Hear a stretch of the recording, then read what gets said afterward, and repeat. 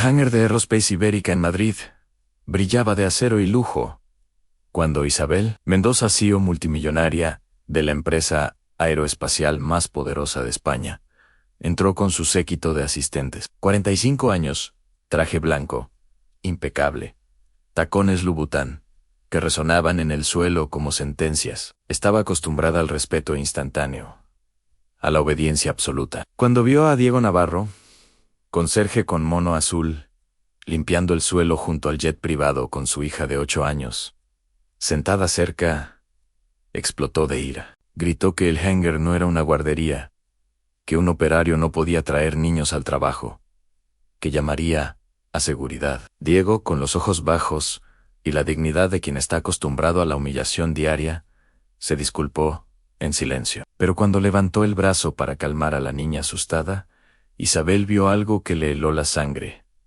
Un tatuaje, un símbolo militar que reconocía demasiado bien. En su rostro palideció, sus manos comenzaron a temblar.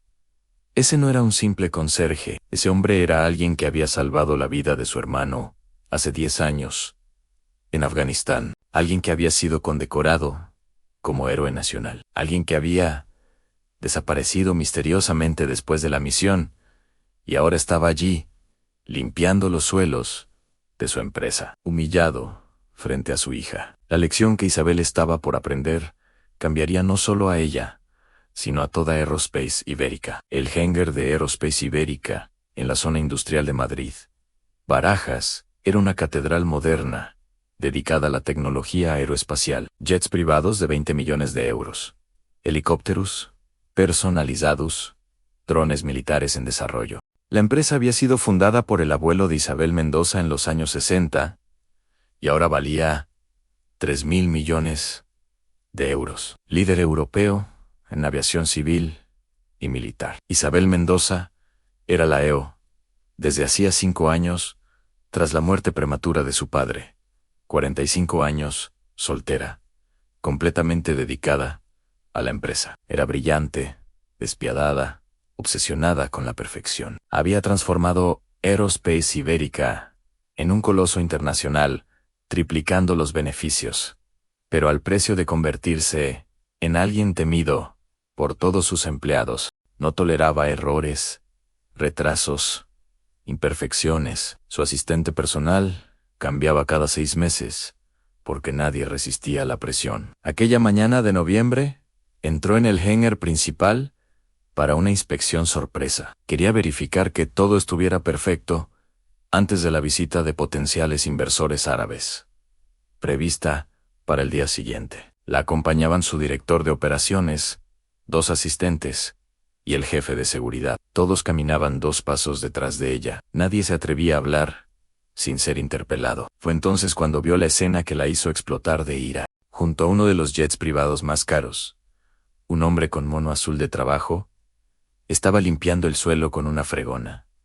Y sentada en una caja de herramientas poco distante, había una niña de unos 8 años, con largos cabellos castaños, y un libro abierto sobre las rodillas. La niña llevaba una chaqueta amarilla y vaqueros, zapatillas deportivas gastadas, una mochila escolar a su lado.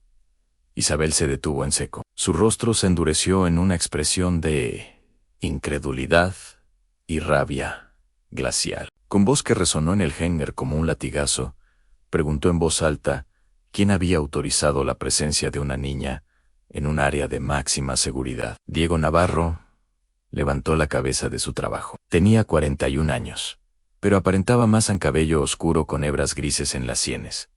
Rostro marcado por arrugas de preocupación, más que de edad. Ojos azules, cansados pero amables. El mono azul de trabajo estaba limpio, pero viejo, remendado en algunos puntos. Tenía las manos callosas de quien trabaja duramente, la espalda ligeramente encorvada, de quien ha pasado años en posiciones incómodas. Se enderezó inmediatamente, dejando caer la fregona, secándose nerviosamente las manos en el mono. Con voz calmada, pero sumisa, dijo que se disculpaba profundamente. La escuela de su hija había cerrado por una avería en la calefacción, y él no tenía con quién dejarla. Había llamado a su supervisor, que le había dado permiso verbal para traerla ese día, prometiendo que la niña permanecería sentada lejos de las operaciones. Isabel no le dejó terminar. Interrumpió con voz cortante, diciendo que no le interesaban sus excusas patéticas, ni sus problemas personales. Un hangar, con jets de 20 millones, y tecnología militar sensible, no era una guardería, sino era capaz de organizar su vida privada, sin interferir con el trabajo. Podía buscar otro empleo. Ordenó al jefe de seguridad llamar al supervisor de limpieza y asegurarse de que ese hombre fuera despedido antes del final del día. La niña, que se llamaba Lucía, miró la escena con ojos abiertos de par en par. Por el miedo, bajó de la caja y corrió hacia su padre, aferrándose a su pierna, comenzando a llorar en silencio. Diego puso instintivamente un brazo protector alrededor de los hombros de su hija, intentando calmarla, susurrándole que todo estaba bien. Fue en ese momento cuando sucedió algo que cambió todo. Cuando Diego levantó el brazo para abrazar a su hija, la manga del mono se deslizó hacia arriba, revelando parte de su antebrazo. Allí, tatuado en la piel bronceada, había un símbolo inconfundible en las alas de paracaidista de la Brigada Paracaidista, la unidad de élite de las Fuerzas Especiales Españolas, rodeadas por una fecha, 15.823. Ana Isabel lo vio y se petrificó. Ese tatuaje, esa fecha, su cerebro trabajó frenéticamente durante un segundo que pareció eterno. El 15 de agosto de 2013, Afganistán, la misión que había salido mal. Su hermano Carlos, capitán del ejército, había sido parte de esa operación, en una emboscada. 7 soldados españoles, rodeados por fuerzas enemigas, en una aldea. Uno de los soldados había realizado un acto de heroísmo tan extraordinario que había sido condecorado con la Cruz del Mérito Militar, con distintivo rojo. Había salvado a 4 compañeros, entre ellos Carlos, quedando gravemente herido. Isabel había conocido a ese héroe solo una vez. Brevemente, durante la ceremonia de condecoración en Madrid, recordaba a un hombre joven, quizá 29 o 30 años. Entonces, con uniforme de gala, el pecho cubierto de medallas. Recordaba ojos que habían visto demasiado. Recordaba que su hermano Carlos hablaba de él con un respeto que rozaba la veneración, y recordaba que después de la ceremonia, ese hombre había desaparecido misteriosamente. Había rechazado las ofertas del gobierno para posiciones de prestigio. Había dejado el ejército. Se había disuelto en la nada. Su nombre era Diego Navarro. Capitán Diego Navarro. Y ahora estaba allí frente a ella, con mono de trabajo, pagado 8 euros la hora para limpiar suelos. La voz de Isabel, que un momento antes había sido cortante como hielo, salió como un susurro ahogado. Llamó el nombre que había vuelto a su memoria, Capitán Navarro. Diego levantó los ojos repentinamente. Su rostro mostraba shock puro. Por un segundo, su cuerpo se tensó en la postura militar automática que 12 años de servicio habían impreso en su ADN. Luego, igual de rápidamente, se relajó, volviendo a la postura encorvada del operario. Sacudió ligeramente la cabeza y dijo con voz neutra que se equivocaba, que su nombre era Diego, pero que era solo un conserje. Pero Isabel había visto la reacción, había visto el reconocimiento en sus ojos, antes de bajarlos de nuevo. Había visto la postura militar perfecta durante ese segundo, antes de suprimirla, y mirando mejor su rostro bajo la barba de algunos días, y el cansancio reconocía los rasgos del hombre al que había estrechado la mano 10 años antes. Se giró bruscamente hacia sus asistentes, ordenando a todos salir del hangar inmediatamente. Ellos la miraron confundidos, pero obedecieron sin hacer preguntas, acostumbrados a sus modos insondables. Cuando quedaron solo ella, Diego y la niña, en el hangar enorme, Isabel se acercó lentamente a Diego con una expresión completamente diferente de la de hacía pocos minutos. Repitió más dulcemente que sabía quién era, que había conocido al capitán Navarro en la ceremonia de 2013, que su hermano Carlos Le debía la vida que toda España lo había celebrado como héroe. Y preguntó, con una vulnerabilidad que nunca mostraba, ¿qué diablos haces aquí, limpiando suelos? Diego permaneció en silencio durante un largo momento, el brazo todavía alrededor de su hija, que lo miraba confundida. Luego, con voz plana y cansada, dijo simplemente que el pasado era pasado, que ya no era el capitán Navarro, que ahora era solo Diego, un padre soltero, que intentaba ganarse la vida para su hija, y que si la señora quería realmente ayudarlo podía simplemente permitirle terminar el turno, en lugar de hacerlo despedir. Pero Isabel no era el tipo de persona que aceptaba respuestas evasivas. Algo fundamental había cambiado en el momento en que había reconocido a ese hombre. Todo su sistema de valores había sido sacudido. Este hombre había salvado la vida de su hermano. Era un héroe condecorado, y ella acababa de humillarlo frente a su hija, amenazándolo con el despido, porque se había atrevido a traer a la niña al trabajo. Por primera vez en años, Isabel Mendoza sintió algo que ya no experimentaba: vergüenza. Isabel canceló todos sus compromisos de la mañana, algo que nunca hacía. Pidió a Diego que la siguiera a su oficina privada. Diego dudó mirando a Lucía, que todavía se aferraba a su pierna. Isabel, con amabilidad inesperada, dijo a la niña que podía venir también y que había galletas y zumo en la oficina. En la oficina elegante, Lucía se sentó en un sofá con las galletas. Isabel y Diego permanecieron cerca de la ventana, mirando los jets abajo. El contraste era estridente. Ella, con su traje de 3.000 euros. Él con su mono remendado. Isabel dijo que tenía derecho a saber, no como sí, sino como hermana del hombre que la había salvado. Diego suspiró profundamente. Era claro que no quería hablar, pero había algo en los ojos de Isabel que lo convenció. Comenzó a contar. Después de la misión de 2013, había regresado gravemente herido. 8 meses en el hospital militar, 3 operaciones, rehabilitación infinita. Pero el dolor físico no era nada comparado con lo que llevaba dentro. Pesadillas cada noche, ataques de pánico, depresión postraumática. Su esposa Laura había resistido al principio, pero los meses se transformaron en un año. Diego había cambiado. Las pesadillas, los momentos de desconexión, la depresión que no lograba superar. Laura era joven. No estaba preparada para convertirse en enfermera de un hombre destrozado. Cuando Diego salió del hospital, Laura estaba embarazada de 3 meses. Lucía nació en 2014, durante 2 años. Diego intentó ser el esposo y padre que debía ser, pero las pesadillas continuaban. No lograba mantener un trabajo civil. Laura le suplicaba que aceptara ayuda psicológica, pero Diego rechazaba por orgullo. En 2016, Laura se fue.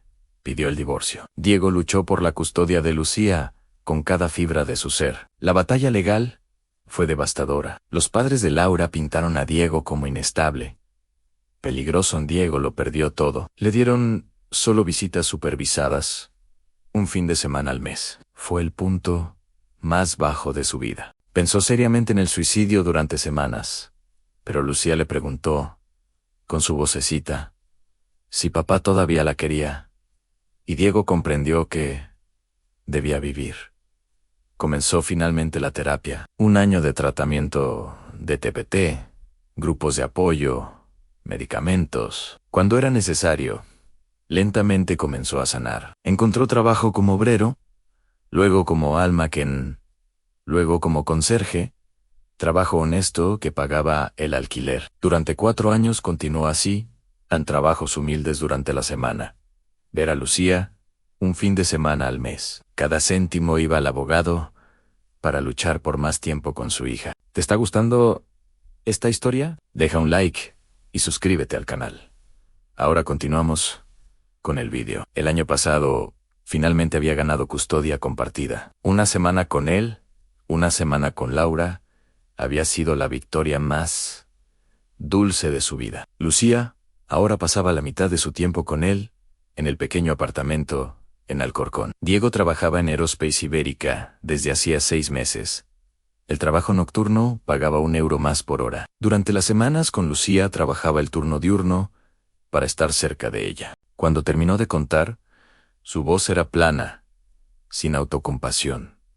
Pero Isabel tenía lágrimas en los ojos. Este hombre había sido triturado por el sistema. Había caído a través de cada red de seguridad y ahora limpiaba suelos por 8 euros. La hora solo para poder ver a su hija. Isabel preguntó por qué nunca había pedido ayuda.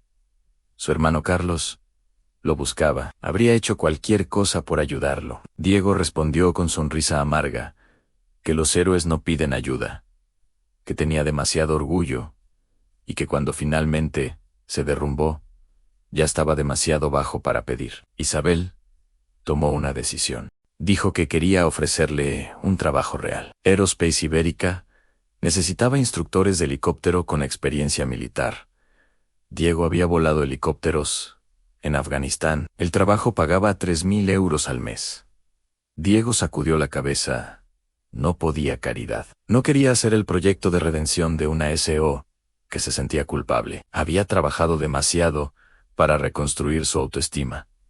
Isabel dijo con firmeza que no era caridad, era negocio. Diego estaba cualificado. Si quería el orgullo de ganarse el puesto, haría una entrevista formal. Pero rechazar solo por orgullo cuando su hija merecía algo mejor era estupidez. Diego miró a Lucía en el sofá, sus manos estropeadas, toda la trayectoria de su vida, y por primera vez en años se permitió esperar. Aceptó la entrevista, pero puso una condición. Quería ser tratado como cualquier otro candidato, sin trato especial. Isabel asintió con respeto y fijó la entrevista para la semana siguiente. Cuando Diego y Lucía estaban por irse, Isabel se disculpó formalmente por cómo los había tratado. Diego vio sinceridad en sus ojos y asintió. Lucía sonrió por primera vez y dijo que la señora era amable y que le gustaban sus galletas. Isabel se sorprendió riendo, un sonido raro en su oficina. La semana siguiente, Diego se presentó para la entrevista. Había tomado prestado un traje de su vecino, un poco ancho en los hombros, pero decente. Estaba nervioso de una manera que no lo había estado ni antes de las misiones en Afganistán. La entrevista duró 3 horas. Le hicieron preguntas técnicas sobre vuelo de helicópteros, procedimientos de entrenamiento, gestión de emergencias. Diego respondió con competencia, que sorprendió incluso a él mismo. Años después, el conocimiento seguía allí, enterrado pero intacto. El jefe del programa, un ex coronel llamado Fuentes, hizo la pregunta temida. ¿Podía gestionar el estrés? ¿Las pesadillas estaban bajo control? ¿Podía ser confiable? Diego respondió con la verdad. El TPT era algo con lo que conviviría para siempre. Tenía días difíciles, pero había hecho 4 años de terapia. Tomaba los medicamentos cuando era necesario. Había construido estrategias de gestión y su motivación para ser un buen padre para Lucía lo mantenía anclado más que cualquier terapia. La entrevista terminó sin veredicto. Diego salió convencido de haber fallado. Había sido demasiado honesto, pero 3 días después recibió la llamada. Le ofrecían el trabajo. 3.000 euros al mes. Contrato indefinido tras 6 meses de prueba, seguro médico que cubría también a Lucía. Diego se sentó en el suelo de su estudio y lloró por primera vez en años. Isabel había seguido el proceso desde detrás. Cuando Fuentes le dijo que querían contratar a Diego, sintió una oleada de alivio que la sorprendió. Se había dado cuenta de que le importaba, que este hombre y su hija se habían vuelto importantes para ella. Los meses siguientes fueron una transformación para Diego. El trabajo como instructor le devolvía propósito. Los pilotos que entrenaba lo respetaban. Algunos descubrieron quién había sido y comenzaron a tratarlo con reverencia, que lentamente lo ayudaba a reconstruir la autoestima. Pero la verdadera transformación estaba en Lucía. Con más dinero, Diego se trasladó a un apartamento con 2 habitaciones. Lucía tenía su cuarto decorado con pósters y peluches. Podían permitirse excursiones, helados, libros nuevos, pero más que todo tenía un padre satisfecho, en lugar de exhausto y deprimido. Isabel observaba todo desde distancia profesional. Veía a Diego caminar con postura más erguida, lo oía reír con los instructores. Una vez lo vio jugar con Lucía durante la pausa del almuerzo, lanzándola al aire, mientras ella gritaba de alegría. Pero observaba también algo más que la perturbaba. Se encontraba buscando excusas para pasar cerca de la sección de entrenamiento, pidiendo informes sobre el progreso de Diego, con frecuencia injustificada, pensando en él, en momentos inesperados. La verdad era que Diego había hecho algo que ningún otro había hecho en años. La había hecho sentir algo. Había visto su fuerza verdadera, la capacidad de levantarse después de caer tan bajo, el amor puro por su hija, la humildad de aceptar ayuda, sin perder dignidad. Una tarde, Isabel hizo algo impulsivo. Invitó a Diego y Lucía a cenar en su casa, en las colinas de Toledo. Dijo que quería que Lucía conociera a su hermano Carlos. La cena fue reveladora. Carlos abrazó a Diego con lágrimas en los ojos, llamándolo hermano. Los dos hablaron de Afganistán, de misiones, de lo que había pasado después. Lucía jugaba en el jardín con el Golden Retriever de Isabel. El momento que contó fue cuando Isabel y Diego quedaron solos en la terraza, mirando las luces de Toledo bajo la luna. Diego le agradeció por devolverle la dignidad. Isabel respondió que él le había enseñado que el valor de una persona no se mide con títulos o dinero, sino con carácter y resiliencia. Admitió haberse vuelto fría, obsesionada solo con beneficios, sin amigos verdaderos, que verlo luchar por Lucía le había mostrado que significaba amar algo más que a sí misma. Diego la miró y dijo que bajo toda su armadura de veía a alguien que tenía miedo de ser vulnerable, alguien que había construido muros como él había hecho después de Afganistán, pero que la vida detrás de los muros era solo supervivencia, no vida verdadera. En ese momento, en esa terraza, algo cambió entre ellos. No era todavía amor. Era demasiado pronto. Pero era el inicio de una conexión que ninguno esperaba. En los meses siguientes, Isabel y Diego comenzaron a verse fuera del trabajo, siempre con Lucía, siempre con excusas. Pero ambos sabían la verdad. Lucía adoraba a Isabel, la llamaba señora, y la consideraba la persona más bella que había conocido. Isabel, que nunca había querido hijos, se encontraba disfrutando genuinamente con esa niña inteligente, pero la sociedad lo notó. Los chismorreos comenzaron. La CEO multimillonaria y el exconserje. Algunos decían que Diego había conseguido el trabajo solo porque Isabel estaba interesada. Otros que ella estaba atravesando una crisis de mediana edad. La familia de Isabel fue brutal. Su madre la llamó desesperada preguntando si se había vuelto loca. Diego oyó los chismorreos y se alejó. Dijo a Isabel que no quería dañar su reputación, que no eran del mismo mundo, que Lucía merecía estabilidad, no escándalos. Isabel se enfadó. Dijo que le importaba cero los chismorreos, que había pasado 45 años viviendo según expectativas ajenas y se había vuelto infeliz. Que Diego le había enseñado que el coraje verdadero es reconstruir después de perderlo todo, y que si él estaba dispuesto a intentarlo, ella estaba lista para luchar contra todo juicio. Diego la miró y lentamente sonrió. Dijo que, si una mujer como ella estaba dispuesta a luchar por él, quizá valía realmente algo, quizá merecía amor. Se besaron por primera vez esa noche en el aparcamiento del hangar bajo las estrellas, y fue a la vez tierno e intenso, cargado de dolor y esperanza. 2 años después, la Villa Mendoza en las afueras de Toledo albergó una boda que hizo hablar a toda España, no por el derroche, aunque era elegante, sino por lo que representaba. Isabel Mendoza, sí, multimillonaria di Aerospasi Ibérica. Se casaba con Diego Navarro, ex-héroe militar convertido en instructor de vuelo. Lucía, ahora de 10 años, fue dama de honor y lloró de alegría cuando Diego e Isabel intercambiaron las promesas. Carlos fue el testigo, diciendo en su discurso que su cuñado le había salvado la vida 2 veces. Una en Afganistán, con coraje físico, y una en España, enseñando a su hermana qué significaba realmente vivir. La madre de Isabel finalmente vino aunque tardó meses en aceptar. Cuando vio cómo Diego trataba a su hija, como Lucía llamaba a Isabel mamá, y con afecto genuino, como esa extraña familia había encontrado la felicidad, comenzó lentamente a comprender.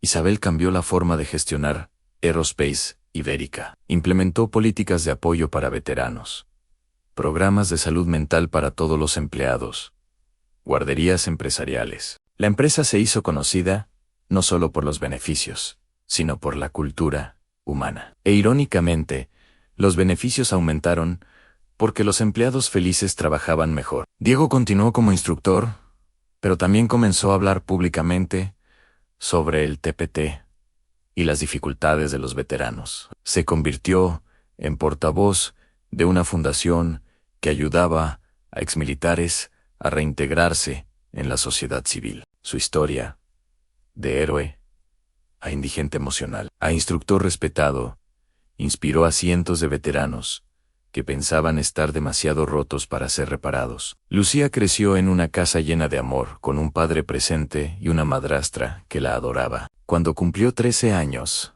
escribió una redacción para la escuela titulada Mi héroe, donde hablaba no de la medalla de su padre, sino de su fuerza al pedir ayuda cuando la necesitaba, al levantarse cada día, al amarla incondicionalmente. Una noche, 5 años después de ese primer encuentro, en el hangar, Isabel y Diego estaban en la misma terraza donde se habían besado la primera vez. Miraban a Lucía jugar en el jardín con su hijo de 2 años. Nacido 3 años después de la boda, Diego abrazó a su esposa y dijo algo que ella recordaría para siempre. Dijo que el día en que ella lo había humillado en el hangar había sido el día más importante de su vida. No porque la humillación fuera placentera, sino porque había iniciado una cadena de eventos que lo había llevado hasta allí. Si no hubiera revelado el tatuaje en ese momento, habría permanecido en la sombra para siempre. Isabel rió y respondió que también, para ella, dijo que había sido un aso de éxito, pero una persona fracasada, que conocerlo le había enseñado que el éxito verdadero no se mide en miles de millones, sino en momentos como ver a tu hija reír, momentos como abrazar a alguien que amas, momentos como mirar atrás a tu vida y saber que has hecho la diferencia. La historia de Diego e Isabel se volvió legendaria en España,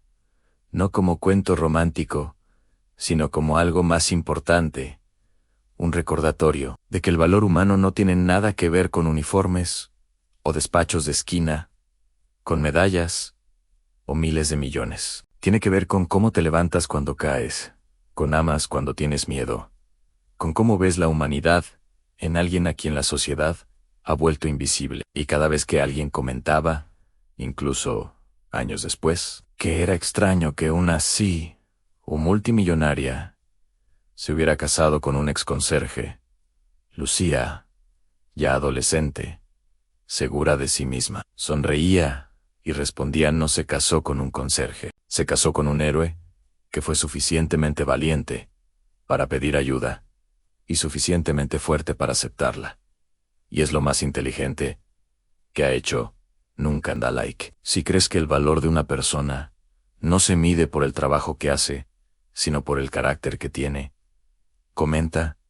Si tú también has juzgado a alguien por las apariencias y luego has descubierto su verdadera historia, comparte esta historia para honrar a todos los veteranos que luchan batallas invisibles después de servir a su país. Suscríbete para más historias que demuestran que el amor verdadero ve más allá de uniformes, títulos y cuentas bancarias. A veces los héroes más grandes no llevan medallas, sino monos de trabajo. A veces el coraje más grande no es combatir en guerra, sino pedir ayuda cuando estás destrozado. Y a veces todo lo que se necesita para cambiar una vida es que alguien vea realmente quién eres bajo la superficie.